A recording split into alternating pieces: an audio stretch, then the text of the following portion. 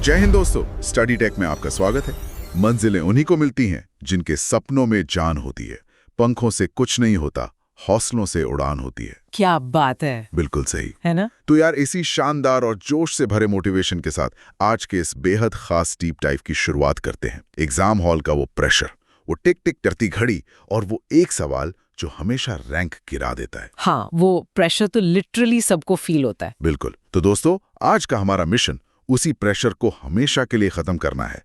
आज हम study take की प्रीमियम हैंडराइटिंग नोट सीरीज का पूरा पोस्टमार्टम करने वाले हैं और विषय है हिंदी व्याकरण का वो हिस्सा जहां सबसे ज्यादा माइनस मार्किंग होती है, अनेकार्थी शब्द। ओहो, अनेकार्थी शब्द मतलब बहरूपीय शब्द। एकदम सही कहा। मतलब एक ऐसा शब्द जो बहरूपीय की तरह अलग अलग वाक्यों में जाकर अलग अलग अर्थ ले लेता है। हाँ, और इन बहरूपियों को पकड़ने का एक ही तरीका है, इनके असली डीएनए को समझना। मतलब इस पूरी क्लास में एक बात बिल्कुल साफ रहेगी कि विद्यार्थियों को कुछ भी रटना नहीं है। बिल्कुल, रट्टा मारना तो वैसे भी आउटडेटेड हो गया है। एकदम आउटडेटेड। हर एक शब्द के पीछे ना एक बहुत ही गहरा लॉजिक होता है, एक कहानी होती है। जब वो मूल तर्क दिमाग में सेट हो जाता है तो परीक्षा में चाहे कितना भी घुमावदार सवाल क्यों ना आ जाए, सही विकल्प खुद ब खुद चमकने लगता है। यही तो सबसे बड़ी बात है। तो चलिए फिर बिना किसी देरी के नोट्स के पहले पन्ने की तरफ बढ़ते हैं। और भाई, इस मास्टर क्लास का जो कवर पेज डिजाइन किया गया है ना, वो ही अपने आप में कहानी कह रहा है। हाँ, वो डिजाइन तो सच में माइंड ब्लोइंग है ना। दोस्तों, इस पेज पर एक बहुत ही मजेदार विजुअल ड्रॉ किया गया है। एक जादुई खुली हुई किताब है और उसमें से हिंदी की वर्णमाला जैसे अ, क, ख, ग एकदम हवा में तैर रहे हैं। बिल्कुल किसी हॉलीवुड फिल्म के जादुई अक्षरों की तरह चमक रहे हैं। जो इस पूरी क्लास का कोर कॉन्सेप्ट है। अच्छा, वो क्या है? एक लाइन में कहूं तो परीक्षा पास करनी है तो रटने की मशीन मत बनो, लॉजिक के साइंटिस्ट बनो। वाह। वो जो अक्षर हवा में उड़ रहे हैं ना, वो ये बता रहे हैं कि शब्द सिर्फ पन्नों पर छपी हुई बेजान स्याही नहीं होते हैं, वो एक जीवित इकाई है। इस डीप डाइव का पूरा आधार यही है कि हम शब्दों के मूल तर्क को समझेंगे। क्या बात है। रटने की मशीन नहीं, लॉजिक का साइंटिस्ट बनना है। तो चलिए इन जादुई पन्नों के अंदर चलते हैं और सबसे पहले प्रकृति की मिठास की बात करते हैं। बिल्कुल। पहली स्लाइड बहुत ही दिलचस्प है। हाँ यार, नोट्स के दूसरे पन्ने पर एक बहुत ही सुकून देने वाला चित्र बना है। एक सुंदर सा मिट्टी का बर्तन है जिससे एकदम शुद्ध और मीठा शहद छलक रहा है और पास ही में एक प्यारा सा गुलाबी फूल खिला हुआ है। यहाँ शब्द दिया गया है मधु। और इसके अर्थ भी काफी अलग अलग हैं। वही तो मैं देख रहा हूं। इसके अर्थ लिखे हैं शहद, शराब, वसंत ऋतु, दूध, मीठा। और एक सेकंड, आखिरी अर्थ लिखा है एक राक्षस का नाम मधु कैटब। भाई, यहाँ तो लॉजिक थोड़ा गड़बड़ा रहा है। कैसे गड़बड़ा रहा है? अरे मतलब, एक खूंखार राक्षस मधु कैसे हो सकता है? मधु तो मीठा होता है ना, राक्षस तो डरावने होते हैं। अरे यही तो भाषा की सुंदरता है। चलिए इसके लॉजिक को डीकोड करते हैं। मधु का मूल अर्थ सिर्फ मीठा नहीं होता, इसका एक और गहरा अर्थ है नशा देने वाला या मदहोश करने वाला। अच्छा, नशा देने वाला। हाँ, शहद और मीठा तो सीधा सीधा समझ आता है। शराब में नशा होता है, इसलिए वो भी मधु है। और वसंत ऋतु को देखिए, जब वसंत आता है तो पूरी प्रकृति में एक नया जोश, एक प्राकृतिक नशा छा जाता है, इसलिए उसे भी मधु कहते हैं। अरे वाह, ये एंगल तो सोचा ही नहीं था। और वो राक्षस वाला क्या सीन है? पौराणिक कथाओं में मधु कैटब नाम के राक्षस का जिक्र है। वो अहंकार के नशे में चूर था, तो यहाँ मधु का अर्थ अहंकार के नशे से जुड़ता है। शब्द वही रहता है, वसंत ऋतु का नया जोश हो या राक्षस का मिथक, बस हालात के हिसाब से उसका रूप बदल जाता है। गजब। मीठा और मदोश करने वाला नशा, बस ये याद रखना है। अब प्रकृति की इस मिठास के बाद बात करते हैं उन तत्वों की जो इस पूरी दुनिया को पालते और ढकते हैं। हाँ, ये बहुत जरूरी स्लाइड है। नोट्स के तीसरे पन्ने पर दो बहुत ही शानदार शब्द दिए गए हैं, पुष्कर और अंबर। विजुअल में नीले चमकते पानी के बीच एक शांत और खूबसूरत कमल का फूल खिला हुआ है। पहले पुष्कर को देखते हैं। बिल्कुल, पुष्कर के अर्थ पर गौर कीजिएगा। इसके अर्थ है आकाश, पानी, तालाब, कमल, एक तीर्थ स्थान और हाथी की सूंड। मतलब पानी और तालाब तो ठीक है, लेकिन हाथी की सूंड, ये थोड़ा बाउंस कर गया। इसके लिए पुष्कर के मूल लॉजिक को समझना होगा। पुष्कर का मतलब होता है पोषण करने वाला, या अंग्रेजी में कहें तो नॉरिशर। ओके, नॉरिशर। हाँ, अब आकाश और पानी को देखिए, ये दोनों इस धरती पर जीवन का सबसे बड़ा आधार है, पोषण करते हैं। पानी जहाँ जमा होता है वो तालाब है, उसमें खिलने वाला कमल भी पुष्कर है। अब आते हैं हाथी की सूंड पर। हाँ, वही तो सबसे ट्रिकी है। एक हाथी के लिए उसकी सूंड ही उसका सबसे बड़ा पोषण का जरिया है। उसी से वो पानी पीता है, उसी से खाना उठाकर मुंह तक ले जाता है। अगर सूंड न हो तो हाथी अपना पोषण नहीं कर सकता। ओहो, क्या गजब का कनेक्शन है। हाथी की सूंड वाला विकल्प अगर एग्जाम में आ जाए तो बिना इस लॉजिक के कोई भी गलती टिक करेगा। बिल्कुल, और इसी पेज पर दूसरा शब्द है अंबर। हाँ, अंबर के अर्थ दिए हैं आकाश, बादल, कपड़ा जैसे पीतांबर और एक सुगंधित इत्र। अगर मैं यहाँ एक एनालॉजी लगाने की कोशिश करूं तो अंबर बिल्कुल सर्दियों में इस्तेमाल होने वाले एक विशाल कंबल की तरह है। एकदम परफेक्ट एनालॉजी है। अंबर का मूल लॉजिक ही यही है, जो चारों ओर से ढके। हाँ, जैसे आसमान दुनिया को ढकता है। बिल्कुल, आसमान दुनिया को ढकता है और कपड़े हमारे शरीर को ढकते हैं। और इत्र की बात करें तो जब कोई बहुत तेज इत्र लगाया जाता है तो उसकी खुशबू पूरे कमरे को अपने आगोश में ढक लेती है। विशाल कंबल वाला ये लॉजिक तो दिमाग में छप गया। अब प्रकृति, पानी और आसमान से निकलकर हम इंसानी सिस्टम और व्याकरण की दुनिया में आते हैं। हाँ, ये थोड़ा टेक्निकल हिस्सा है। बिल्कुल। चौथे पन्ने पर दो टेक्निकल शब्द हैं, पद और अक्ष। यहाँ जो विजुअल ड्रॉ किया गया है वो बड़ा ही मजेदार है यार। एक कुर्सी है जिस पर सरकारी मोहर या स्टैंप लगी है और उसी के पास महाभारत के शकुनी मामा वाले दो पासे रखे हैं। पद के अर्थ हैं स्थान या ओहदा, पैर और कविता का चरण। यहाँ पर विद्यार्थियों के लिए एक अत्यंत महत्वपूर्ण व्याकरण का नोट है। ध्यान से सुनिएगा। जब कोई शब्द डिक्शनरी में होता है तो वो सिर्फ शब्द कहलाता है, लेकिन जैसे ही उस शब्द को किसी वाक्य में प्रयोग कर लिया जाता है ना, तो वो व्याकरण के नियम में बंध जाता है। बिल्कुल, तब वो पद कहलाता है। पद का मतलब ही है किसी सिस्टम में स्थान या ओहदा ग्रहण कर लेना। अच्छा, और दूसरा शब्द है अक्ष। अर्थ हैं धुरी, आंख, पासा और रथ का पहिया। इसे याद रखने की एक धांसू मेमोरी ट्रिक दी गई है यहाँ। हाँ, वो ट्रिक बहुत मजेदार है। ट्रिक है कुर्सी यानी पद पर बैठकर अपनी आंखों यानी अक्ष से रथ के पहिए पर पासा फेंकना। मतलब इसे इमेजिन कर लो तो सारे अर्थ एक बार में सेट हो जाते हैं। विजुअलाइजेशन की पावर ही यही है। अब जब नियम और पद बन जाते हैं तो फिर उन्हें अलग करने या तोड़ने की नौबत भी आती है। हाँ, जो जुड़का है वो टूटता भी है। इसी बात को समझाने के लिए 5वें पन्ने पर एक बहुत ही महत्वपूर्ण शब्द है, विग्रह। और इसका विजुअल तो पूरी तरह से कॉन्ट्रास्टिंग है। एक तरफ एक टूटी हुई लोहे की भारी जंजीर बनी है और उसके ठीक बगल में एक बहुत ही शांत देवी की मूर्ति रखी हुई है। विग्रह के अर्थ दिए हैं देवता की मूर्ति, लड़ाई या युद्ध, विभाजन जैसे समास विग्रह और शरीर। यहाँ लॉजिक थोड़ा कंफ्यूजिंग लग सकता है। लग सकता है क्या? लग ही रहा है। मतलब एक तरफ शांति की प्रतीक मूर्ति है और दूसरी तरफ लड़ाई और विभाजन। इन दोनों में आपस में क्या कनेक्शन हो सकता है? यही तो समझना है। विग्रह का लॉजिक है अलग करना या फिर विस्तार करना। जब लड़ाई होती है तो रिश्ते टूटते हैं, अलग होते हैं।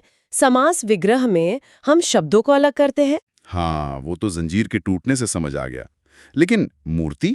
ईश्वर मूल रूप से निराकार है।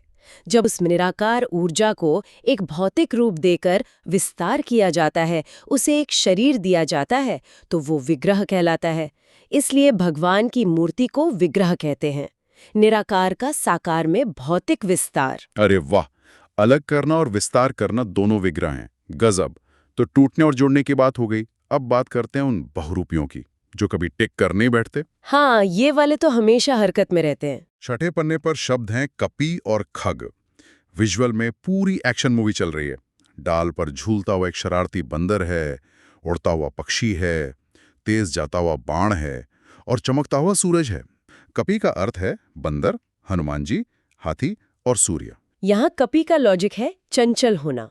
बंदर की चंचलता तो जग जाहिर है और सूर्य भी सुबह से शाम तक आसमान में चलता रहता है, इसलिए उसे भी कपी कहा गया है। सही है। और खग?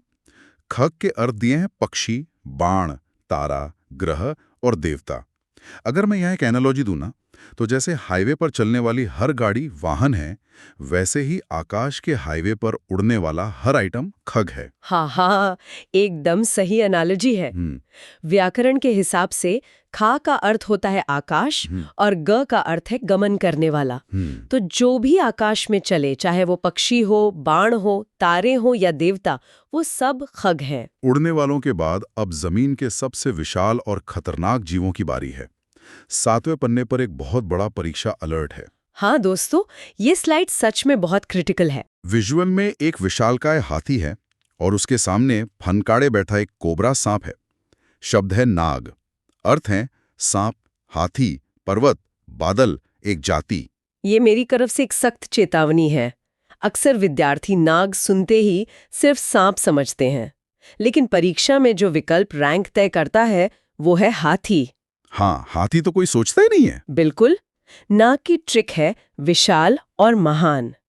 जो विशाल हो और अपनी जगह से हिले नहीं। पर्वत विशाल है, बादल विशाल है, और हाथी तो अपने आप में चलता फिरता पहाड़ है। इसलिए नाग का अर्थ हाथी भी होता है, इसे भूलना नहीं है। ये ट्रैप तो सच में खतरनाक था।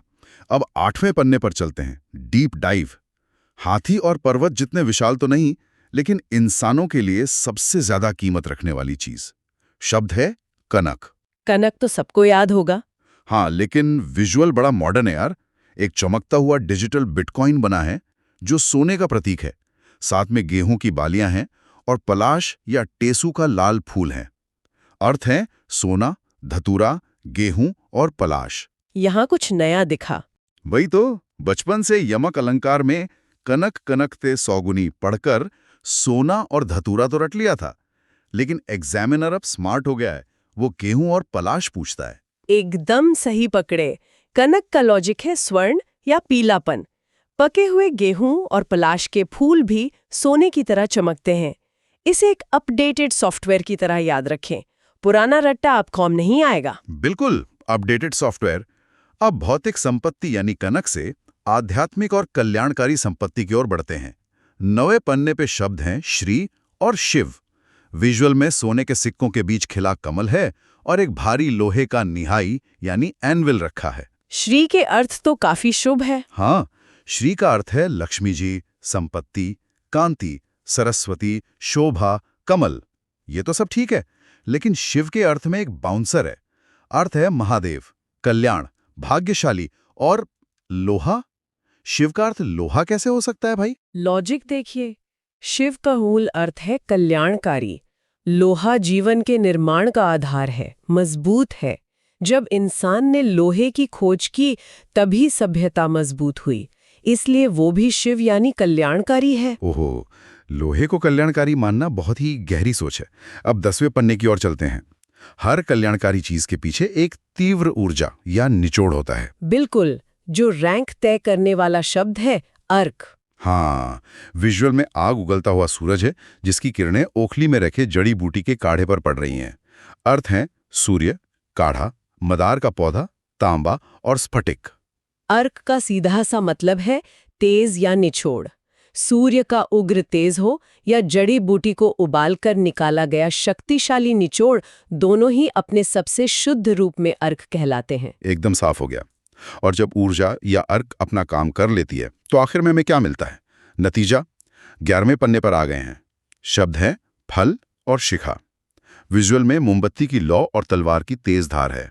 फल के अर्थ है नतीजा, पेड़ का फल, तलवार की धार, लाभ। और शिखा के अर्थ हैं चोटी, शाखा की फुनगी, आग की लपट, दीपक की लौ। मतलब शिखा का अर्थ है सबसे ऊपरी हिस्सा और फल का मतलब है किसी चीज का एंड रिजल्ट। तलवार घिसने का फल उसकी धार है। बिल्कुल सटीक। शिखा टॉप पर है और फल नतीजा है। कमाल है भाई, यहाँ तो दिमाग खराब हो गया मेरा। हिंदी का सबसे बड़ा ऑलराउंडर शब्द यहाँ दिया है हरि। हरि वाकई सबसे ज्यादा कंफ्यूज करता है सबको। मतलब एक ही शब्द से भगवान, विष्णु, कृष्ण, बंदर, मेंढक, सांप, शेर, घोड़ा, सूरज, चांद और हवा, ये सब। एक तरफ विष्णु जी और दूसरी तरफ मेंढक। स्लाइड में जो सूरज, चांद, बंदर और मेंढक का चित्र है, उसे देखकर तो लगता है कि एग्जाम बनाने वाले हमारे मजे ले रहे हैं। यही तो सबसे बड़ा खौफ है। लोग बंदर और मेंढक पढ़कर घबरा जाते हैं, पर इसे रटना नहीं है। हरि का रूट वर्ड है हरने वाला या हर जगह मौजूद रहने वाला। अच्छा, मतलब जो सर्वव्यापी है। एग्जैक्टली। सूरज की रोशनी, हवा, चांद का प्रकाश, ये सब हर जगह हैं। और विष्णु जी भी कण कण में बसे हैं, जो दुख हरते हैं। तो ये सब हरि हो गए। ये लॉजिक तो सेट हो गया, पर बंदर और मेंढक का क्या सीन है फिर? वो थोड़ी हर जगह है। वहां हरि का दूसरा मीनिंग लगता है। हरि का एक और अर्थ होता है चंचल या हरा भुरा रंग। बंदर चंचल होता है, वो टिक कर नहीं बैठता। मेंढक और सांप का नेचुरल रंग हरा या भूरा होता है। ओ, अब कनेक्ट हुआ। तो इसकी ट्रिक ये बनती है, जो नेचर में हर जगह दिखे या बहुत उछल कूद करे, वो हरी है। एकदम परफेक्ट ट्रिक। क्या बात है। अब आते हैं दूसरी स्लाइड पर, जहां नेचर का एक और शब्द है सरंग। यहाँ एक सुंदर मोर और एक प्यारे से हिरन का चित्र बना है। हाँ, क्योंकि सरंग नेचर की ब्यूटी से जुड़ा है। यहाँ लिखा है कि मोर, कोयल, भंवरा, हिरन, शेर, सांप, बादल, धनुष, कमल, ये सब सरंग हैं। मतलब ट्रिक ये है कि एग्जाम में 90% सुंदर चीजें सरंग होती हैं। सच में ऐसा होता है क्या? बिल्कुल। सरंग का मतलब ही होता है जिसमें रंग हो या जिसकी आवाज मीठी हो। अब मोर के सतारंगी पंख और कोयल की आवाज से सुंदर क्या होगा? बादल जब गरजते हैं तो उनकी भी एक भव्य आवाज होती है। तो ट्रिक पक्की है। नेचर का ब्यूटी कॉन्टेस्ट जीतने वाला हर कॉन्टेस्टेंट सरंग है। हाँ, बिल्कुल सही लाइन है ये। बस उस सुंदरता और आवाज की फीलिंग को पकड़ना है। सही है। अब भगवान और नेचर से आगे बढ़ते हैं तीसरी स्लाइड पर। यहाँ इंसान और उसके जन्म का लॉजिक है। शब्द है द्विज। इसका ब्रेकडाउन लिखा है द्वि प्लस ज, यानी 2 बार जन्म लेने वाला।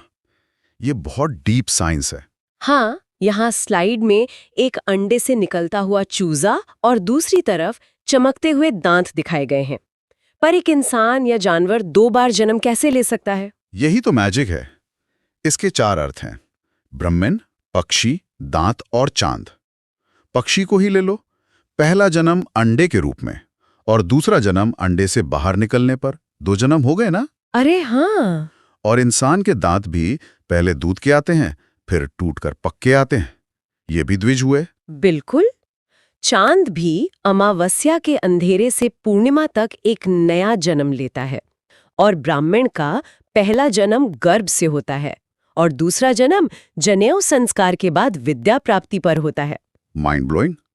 तो ट्रिक बनी, जिसका भी लाइफ में प्रॉपर कमबैक हो वो द्विज है। ये ट्रिक स्टूडेंट्स कभी नहीं भूलेंगे। अब चौथी स्लाइड देखते हैं। यहाँ मेरे 2 फेवरेट कंफ्यूजिंग शब्द हैं, कर और अंक। चित्र भी फनी है।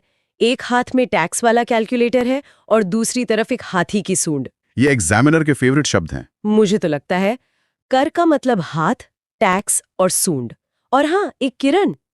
अब टैक्स और हाथ का कनेक्शन क्या है भाई? सोचो, इंसान लगान या टैक्स हमेशा अपने हाथों से गिनता और देता है, इसलिए वो कर बन गया। हाथी अपना सारा काम सूंड से करता है, तो वो उसका हाथी हुआ ना। वेट, और सूरज की किरण हाथ कैसे हो गई? सूरज की किरणें उसके हाथी तो हैं, जो लाखों मील दूर से धरती को छूती हैं और उसे जिंदगी देती हैं। वाओ, सूरज की किरणें उसके हाथ हैं। ये बहुत प्यारा लॉजिक है। और दूसरा शब्द है अंक, जिसके अर्थ है संख्या, गोद और नाटक का हिस्सा। यहाँ ट्रैप कहाँ है? एग्जाम में ट्रैप आता है जब पूछते हैं कर्ण और गोड़। कर का मतलब किरण और अंक का मतलब गोड़। लोग इसमें फंस जाते हैं। तो स्टूडेंट्स, ट्रिक लिख लो। सूरज हाथ फैलाए आएगा तो कर्ण, और माँ गोद में बिठा लेगी तो अंक। एकदम परफेक्ट मोमोनिक है। अब 5वीं स्लाइड पर आते हैं, जहां फिजिकल दुनिया की चीजें हैं। ये है कनक। यहाँ सोने की ईंट और गेहूं की बालियों की मस्त फोटो है। सोना और धतूरा तो सुन रखा था, पर गेहूं? इसके पीछे हमारे कृषक समाज यानी किसानों का दिमाग है। वही मैं सोच रही थी कि गेहूं कनक कैसे हो गया। जब गेहूं की क्रॉप पक जाती है ना, तो धूप में वो बिल्कुल सोने की तरह सुनहरी चमकती है। और पुराने जमाने में अन्न ही सबसे बड़ा धन था। ओह, इसलिए गेहूं भी कनक है। तो ट्रिक हुई, जो भी चीज खेत या तिजोरी में पीली चमके वो कनक है। हाँ, और एग्जाम में लोग धतूरा ढूंढते रह जाते हैं और ऑप्शन में गेहूं निकल आता है। ये डेंजरस था। 6ठी स्लाइड पर देखते हैं पानी का खेल, जलज। जल मतलब पानी और ज मतलब जन्म लेना। कमल, मोती, शंख, मछली, ये सब पानी से निकलते हैं, लेकिन इस लिस्ट में चांद का नाम भी है। ये थोड़ा ट्विस्ट है यहाँ पे। वही तो, आसमान में तैरने वाले चांद का जन्म पानी में कैसे हो गया भाई? इसका सीधा कनेक्शन हमारी मैथोलॉजीज यानी समुद्र मंथन से है। पुराने कथाओं के हिसाब से चांद का जन्म समुद्र मंथन के वक्त उस पानी से ही निकला था। क्या बात है, पौराणिक ट्रिक। और साथ में यहाँ वर्ण शब्द भी है जिसके अर्थ है अक्षर, रंग और जाति। हाँ, वर्ण थोड़ा सिंपल है पर इसको इग्नोर मत करना। डन। ट्रिक ये है, समुद्र मंथन की लॉटरी में जो निकला वो जलज है। अब आते हैं 7वीं स्लाइड पर। यहाँ स्पेलिंग और मात्रा का महाजाल है। एक कंफ्यूज्ड सी लड़की की फोटो है जो एक बड़े से भंवरे को घूर रही है। ये शब्द युग्म का सबसे फंसाने वाला सवाल है। यहाँ अली छोटे ई की मात्रा के साथ है और आली बड़ी ई की मात्रा के साथ। छोटा अली मतलब भंवरा, कोयल, कुत्ता, बिच्छू। इसका क्या लॉजिक हुआ? मात्रा छोटी है मतलब चंचलता और तीखापन। भंवरा, बिच्छू, कुत्ता ये सब थोड़े बेचैन और तीखे स्वभाव के होते हैं। अच्छा, और जब बड़ी ई की मात्रा लगती है तो आली बन जाता है जिसका एक ही अर्थ है सखी या सहेली। यहाँ क्या लॉजिक है? बड़ी मात्रा हमेशा ठहराव, गहराई और सुकून को दिखाती है। एक दोस्ती और सहेली के रिश्ते में वही गहराई होती है। वाओ! और इसी के साथ एक छोटा सा शब्द पत्र भी लिखा है जिसके अर्थ है पत्ता, चिट्ठी, पन्ना और समाचार पत्र। हाँ, पुराने जमाने में लोग पत्तों पर ही लिखते थे, वहीं से चिट्ठी को पत्र कहा गया और आज भी हम समाचार पत्र ही बोलते हैं। डेथ के चक्कर पर है। यहाँ काल और एक सैंडग्लास का चित्र है।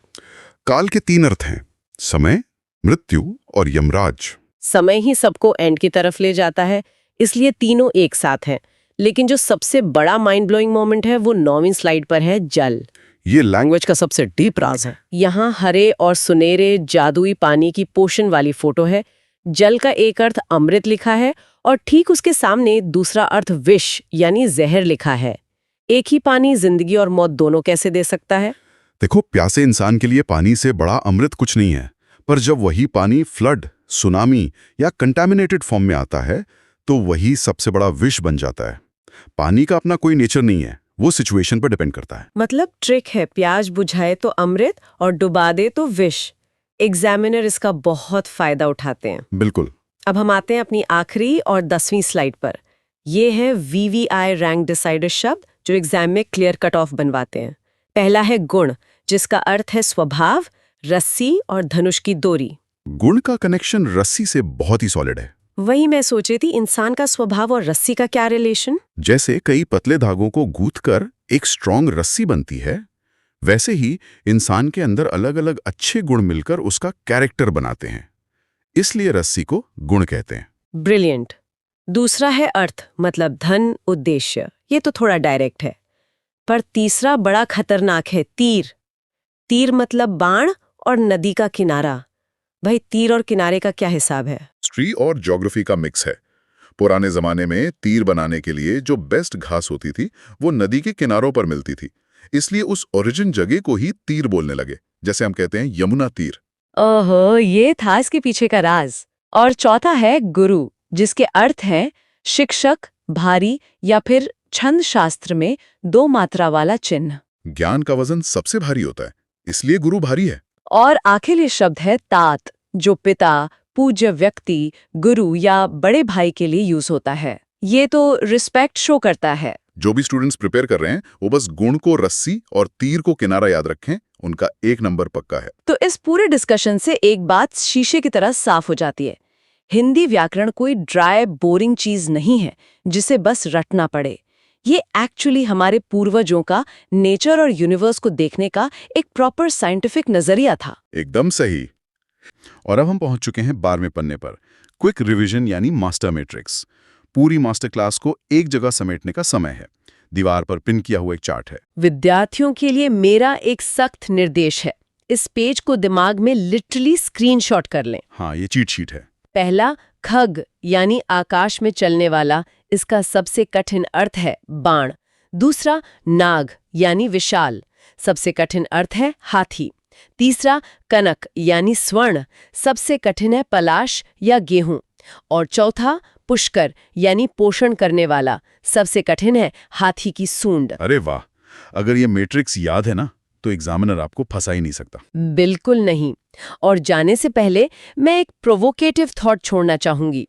स्रोत सामग्री में कनक की स्लाइड पर सोने को दिखाने के लिए बिटकॉइन का चित्र था। हाँ, वो बड़ा इंटरेस्टिंग था। सोचिए, प्राचीन काल में कनक का अर्थ सोना था, लेकिन आज इन नोट्स के विजुअल्स में उसे बिटकॉइन के रूप में दर्शाया गया है। भाषा एक जीवित प्राणी की तरह है। क्या पता आज से 100 साल बाद हमारे आज के साधारण शब्दों के क्या नए अनेकार्थी रूप सामने आए। ये सोचने वाली बात है कि आज आप जो शब्द बोल रहे हैं, भविष्य की डिक्शनरी में उनका क्या अर्थ होगा। यार, ये सच में बहुत ही गहरा विचार है। भाषा बदल रही है और हमारी सोच भी बदलनी चाहिए। तो इसी शानदार थॉट के साथ आज की इस मास्टर क्लास को यहीं खत्म करते हैं। ऐसी वीडियोस के लिए स्टडी टेक को सब्सक्राइब करें और लाइक करना ना भूलें।